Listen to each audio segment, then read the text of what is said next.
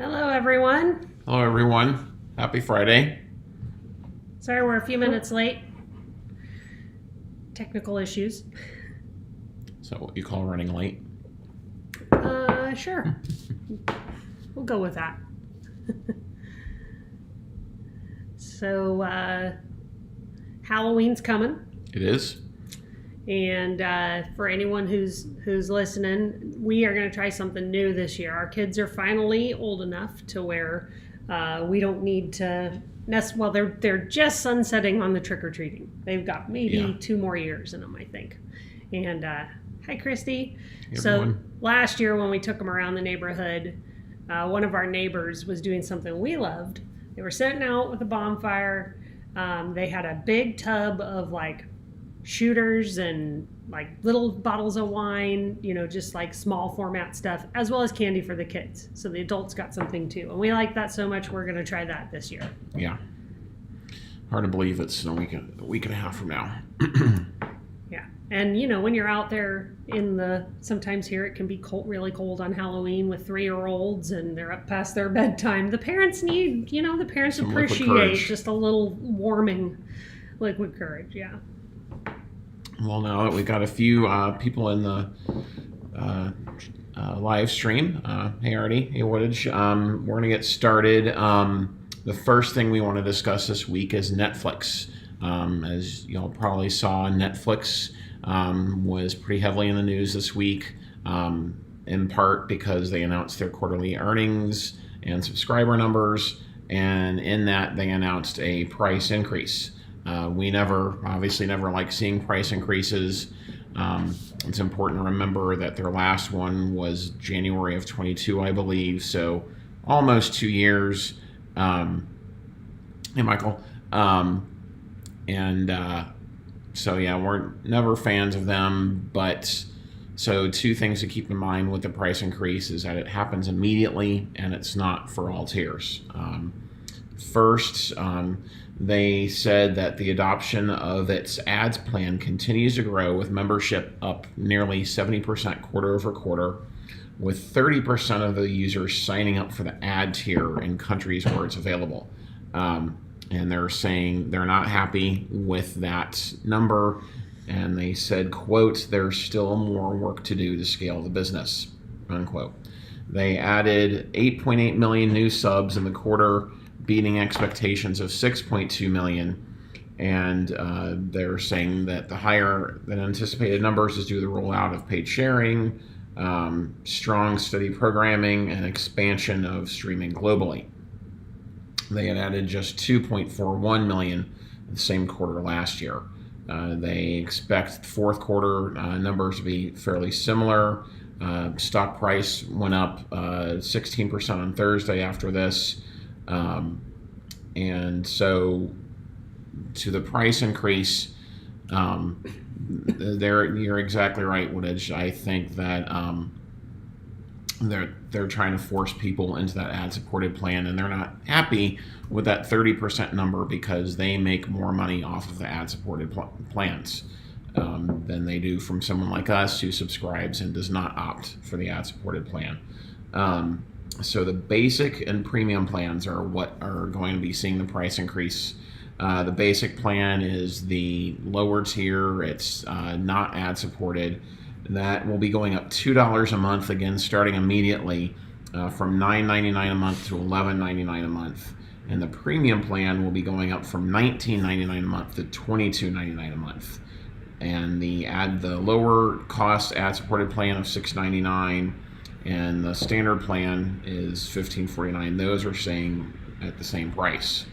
Now they did try or they did float a new thing that they're going to be introducing. We don't know yet exactly when it's going to be coming out, but they're calling it basically a way to reward. Yes, I'll get rid of that. To reward people on the ad-supported plan who want to binge TV shows, that they will get the 4th episode ad-free. Now, that ad-free, I would say, is in quotes. because it will still have a 30 to 60 seconds, what they're calling a cinematic-like ad at the beginning of the episode. So, I mean, it's not too terribly bad, but that is something that they are planning on rolling out, and it's really for people that are on the platform watching 2 to 3 episodes in a row, wanting to encourage you to stay on there. And then the other big news that they came out with this week is that they're going to have their first ever live sporting event. And hopefully it does better than their live event for Love is Blind earlier in the year that went horribly. That's going to be starting on November 14th. The Netflix Cup will see 4 Formula One drivers and 4 PGA Tour players compete in a golf tournament streamed live from the Wynn Golf Club near the Vegas Strip. And it's going to be on the evening of the first ever Las Vegas F1 Grand Prix, and it's seeing them blend 2 of their flagship sporting docuseries, Drive to Survive and Full Swing, together. I just have to say, look at that picture. I mean, who'd have thought you'd have a golf course like that in the middle of Las Vegas? It really stands out. Yeah, it does. Only green thing there, but Yeah. But you know, to your point, like the Grand Prix arena is right there too. So we'll see if people those sports aren't as popular. So it'll just be interesting to see who tunes in and.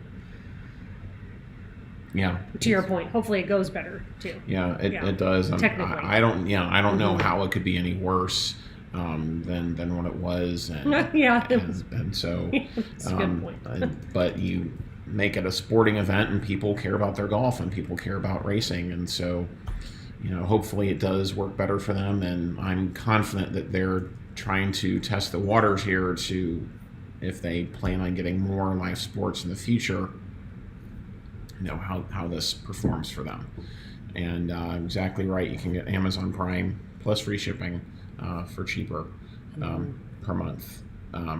So do you have anything to add to that, Nicole, about Netflix? I think you talked about it. Just to Woodidge's point, they are really trying to push more people to their ad-supported plans because that's not been driving as much revenue as they want. And I personally think people are not used to ads on Netflix, and they don't want ads on Netflix. I feel that way. And Netflix is unique in that, as we all know, it launched without ads. So now they're trying to come back in. And I think when people look at streaming apps and services, they don't necessarily always realize, well, Netflix and Peacock are really the same type of thing. Like in their minds, Netflix is different. And so maybe that puts them in a different category, at least for older streamers who've been with them longer. I don't know. Yeah, and I know for me, I love Seinfeld. I can't remember how many times I've been through the series, and it's on Netflix currently, and when I put it on at night when I just want to tune out, I don't want it to be interrupted with ads.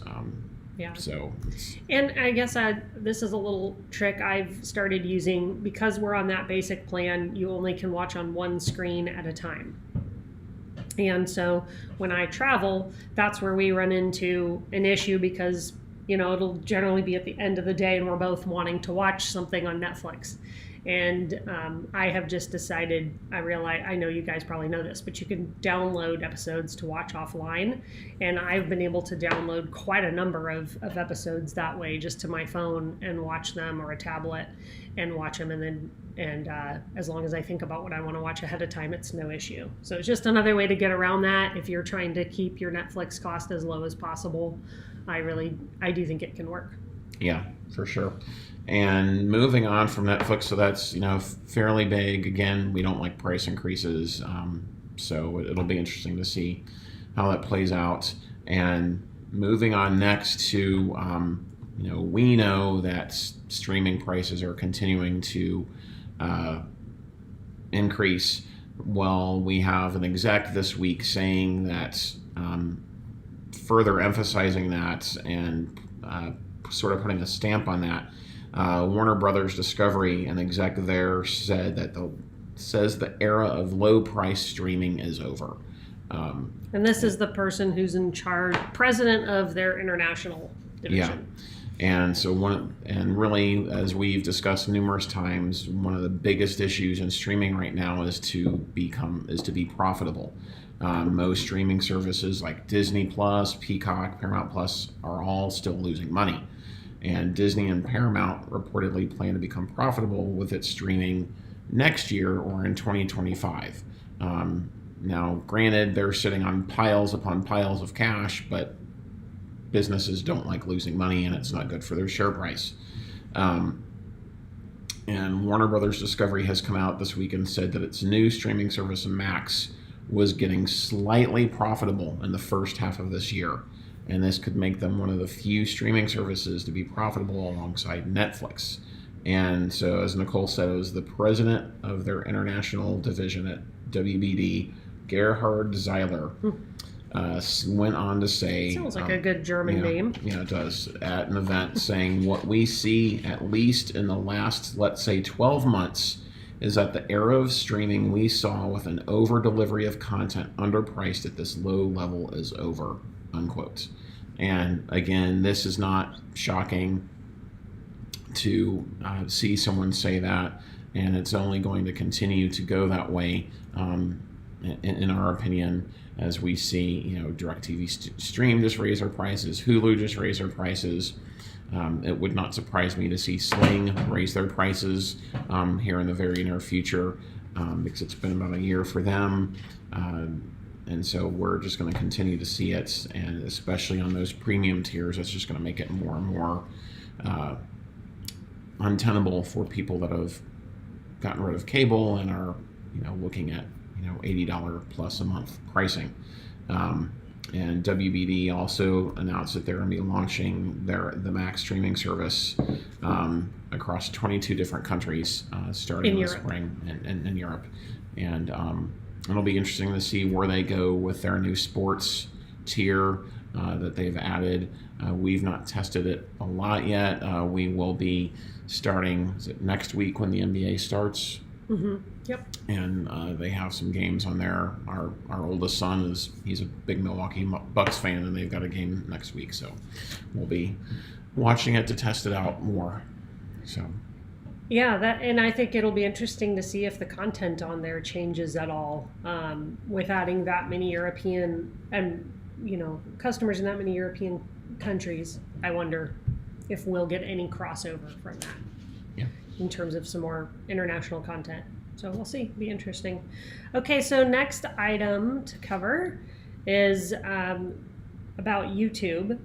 We already know they've moved into sports with Sunday Ticket, but they are now going to start moving into news. So I'm going to show you this article here. So Google announced it's going to be rolling out a new effort to help news organizations post news on YouTube and help make them shorts. So this comes as YouTube wants to be the now place for breaking news. They want to be the place you go when you hear that something is breaking. They're going to launch a new watch page that is dedicated strictly to news.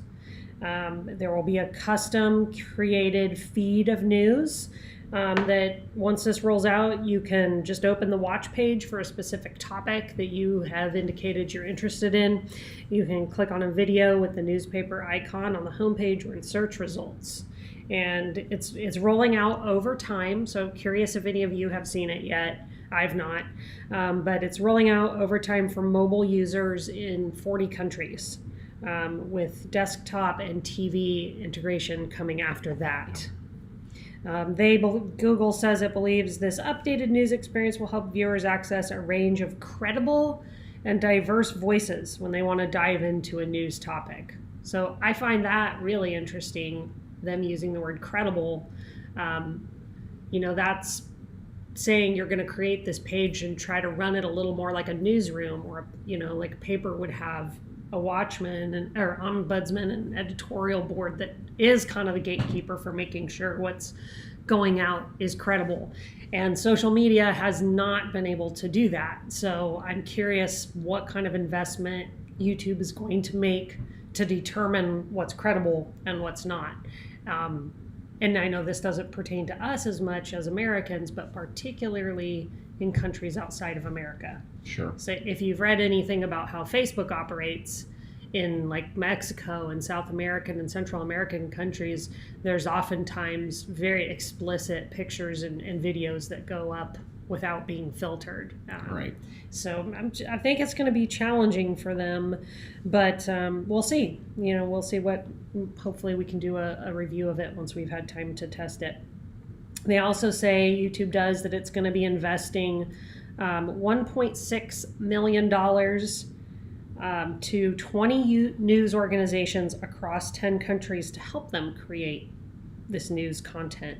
And, let's not forget the fact that they're going after shorts is because they are getting beat by other channels in that area. So we know they've not been able to really, I think they started shorts to battle TikTok and they're just not getting there. So. So that's that. Sticking with YouTube here for a minute, we found this to be interesting. So YouTube is now more popular. YouTube TV. I'm sorry. Yeah, not YouTube. YouTube TV. I want to show you guys this. Here.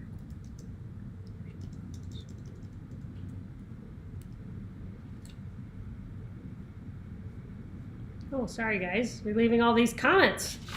And I'm not on my game today. Let's catch up here a little bit. Yeah, Apple TV is good for what they have. There's not a ton of content. We've enjoyed it the few times we've tested it. I don't think we've ever had to pay for it. We've gotten it free trials through when we bought a device or a computer or something. Yeah. And it's a good service, I think. Mm-hmm. Yeah, we're waiting, and we're gonna sign up again here and then watch a few of the series that have come back with new seasons. Yeah. But we're behind on other stuff, so just trying to stay caught up. We just finally finished Only Murders in the Buildings, most recent season last night. So if anyone watches that, that was pretty entertaining. Yeah, news is depressing and bad. I hear you. I mean, I wouldn't think to go to YouTube for news, but then again, I'm a little older. Maybe our kids would. I mean, we asked our kids, and this will kind of lead into the next thing on streaming services, which is their favorite, and they all said YouTube. Yeah. Hands down. Not YouTube TV, but just YouTube. Yeah. That's where they go, and people aren't used to paying for that, so it'll be interesting. Anyhow, YouTube TV, we're going to talk about them here for a minute. They are more popular now. Oops, that's not the one we want to see. This is what we want. Sorry, guys. YouTube TV is now more popular than all other live TV streaming services combined. So the Athletic released a survey of for football. For football. So they released a survey of college football fans where they asked them, what's your favorite network? What's your favorite announcer? And all questions related to college football. And what came out of that was that YouTube TV was the most popular. Here we can show you some of the results. So here we go. It's so popular that it's almost tied with cable TV. Maybe like 0.1% difference there. According to the survey. And then we have Hulu Live was the next one, but so far below, 8%. Yeah. And DirecTV Stream, 5%. Antenna, just streaming it over your antenna, about 3%. Fubo and Sling coming in really low there. And all the other services for college football amounted to less than 1%. And the whole point of this is that it seems that the days of cable TV dominating sports are starting to come to an end. And it will continue to be even more so with sports becoming more disparate across different streaming platforms. Yeah. So. And Ruby asked a good question, is Amazon Prime Video worth it? For us, we don't prefer it. We have Prime, Amazon Prime, and we rarely watch anything on there. I mean, we have games on Thursdays usually. We've watched a couple services on there, but our series on Video? Yeah. So I think I watch that a little more than you, so I can comment. There are a few good series on there that I'm working my way through. There's I mean, I guess it depends on what you like. They do put out a lot of original content. They are spending a lot of money on that. So I have tried the Wheel of Time series, the Lord of the Ring, Power of the Ring, Rings of Power, and they had one called Peripheral that was also really good that I watched and you didn't, but I think you'd like it.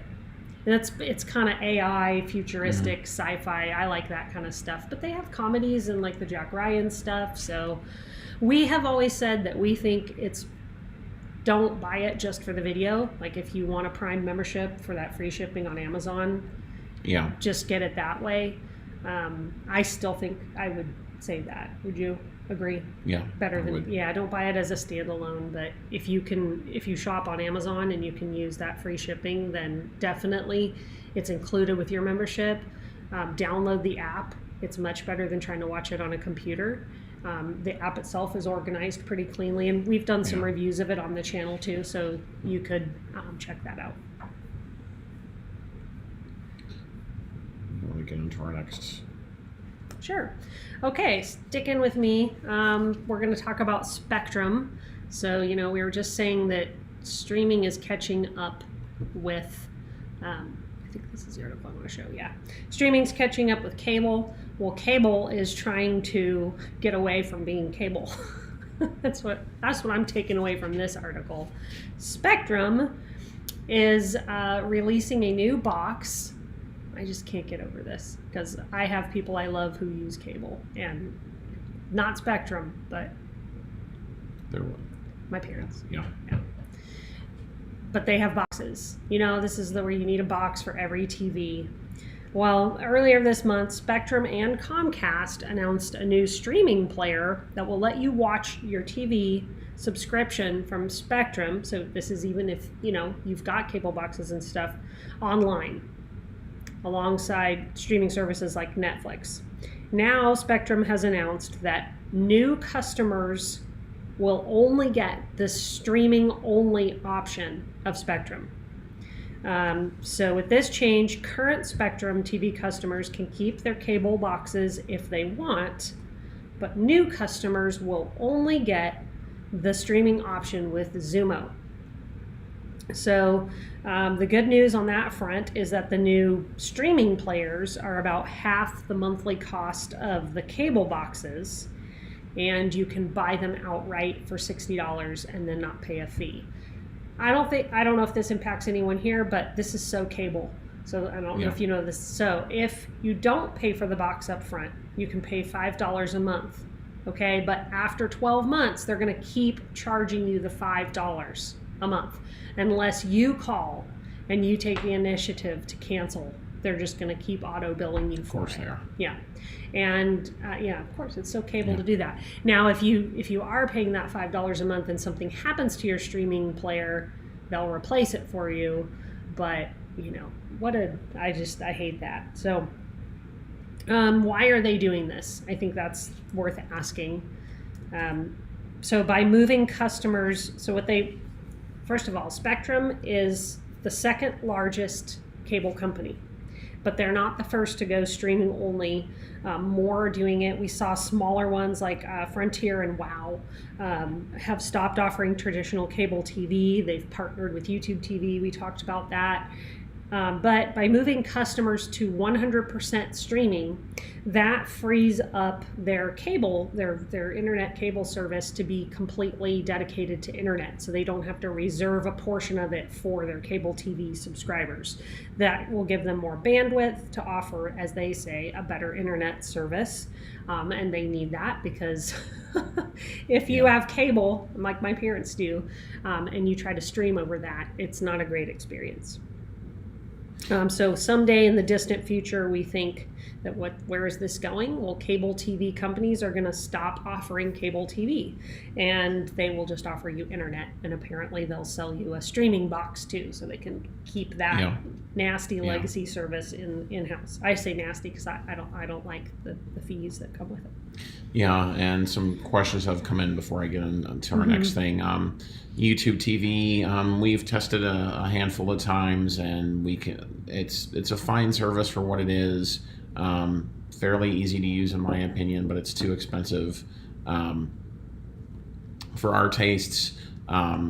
And you're right, Woodage. It's relatively very similar to Hulu Live, and really, honestly, aside from some technical issues that Hulu fails to address, Hulu does offer a fairly good value proposition versus YouTube TV when you look at that. They also throw in Disney Plus and ESPN Plus, and you get all the on-demand original content from Hulu. It is a fairly decent value proposition, albeit at a fairly expensive price. Another question on, do we think WBD will close down Discovery Plus?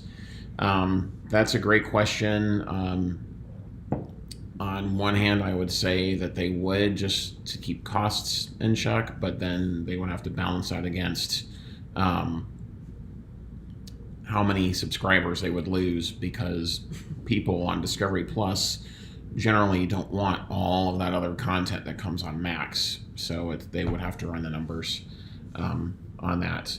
And one is on ESPN. Well, we have a couple other comments here on the internet that are worth talking about. Okay.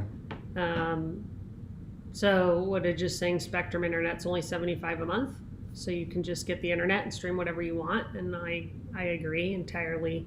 Yeah. Just one last little thing to add about what Spectrum's doing is they are also going to move their DVR to be entirely cloud-based. So if you have cable through Spectrum and you have the DVR and you bought that, then they're going to move you to cloud, but they won't charge you extra for that. Isn't that nice? That's nice of them. I'm sure they're still, and I agree with Mixed Media Art Girl. There is no reason it should be this complicated. No, it's not. And as we've said, we pay $85 a month to Cox, and whenever Google Fiber finally gets here, not that I'm the biggest Google fan, but at least we'll give some competition. That's an interesting question there. Yeah, it's, with the Jazz Plus versus OTA antenna, that's as a result of Bally, isn't it? I'm not sure. Not certain on what the pricing is on Jazz Plus. I would say if getting all of the games are important to you, then I would probably opt for that. But just depends on if you would want anything else that you would get off of the antenna. Our next thing is ESPN. Disney came out as they've been continuing to hedge their bets on when they're going to launch the DTC version of ESPN, but they don't want to sell more than 10% of their channel. And they've had conversations with companies like Google, Apple, and Verizon, and in terms of who's going to work with them effectively. And they're saying that they want ideally at least 2 partners to work with. And something else came out this week relative to Disney and ESPN is that they revealed their numbers for ESPN in terms of profitability. And in the last fiscal year, let's see, first off, they revealed this week that profits at ESPN have dipped by 20% this year. And that's largely is tied to people cutting the cord, leaving cable, canceling streaming services when they don't want them. And in the last fiscal year, they brought in $2.71 billion of operating income based on sales of $17.3 billion.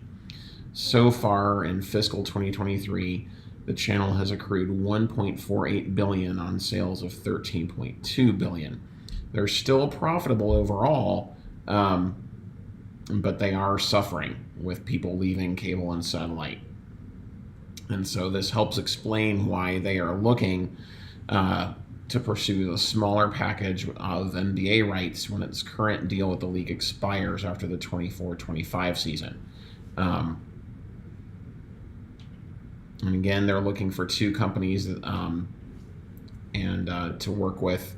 It would allow the new streaming service to be so with companies like Apple, it would allow the new streaming service to be pre-installed on original equipment, instantly widening its distro on a global scale that would otherwise be hard to replicate. And just want to say something real quick. That makes me think of a very famous computer software company and how they got that way. Microsoft. Like, you look back, that was their tactics, getting their software on every new PC that came to the market, and they just got themselves absolutely entrenched. I think Disney wants to do the same thing. Yeah, they absolutely do, and it's the Disney thing to do. And I understand that people want their sports, but this it'll be interesting to see if it works. With different Google dealing with antitrust things with their devices, it'll just be interesting to see what happens. And Disney will probably say they're doing it so that everyone can have access to ESPN, and people who had been getting it through cable won't lose that access. But I think that's just company line. I mean, really, they want to make money. Yeah, it absolutely is. And Disney has gone back and forth on when this is going to come out. Initially, it was 25, 26.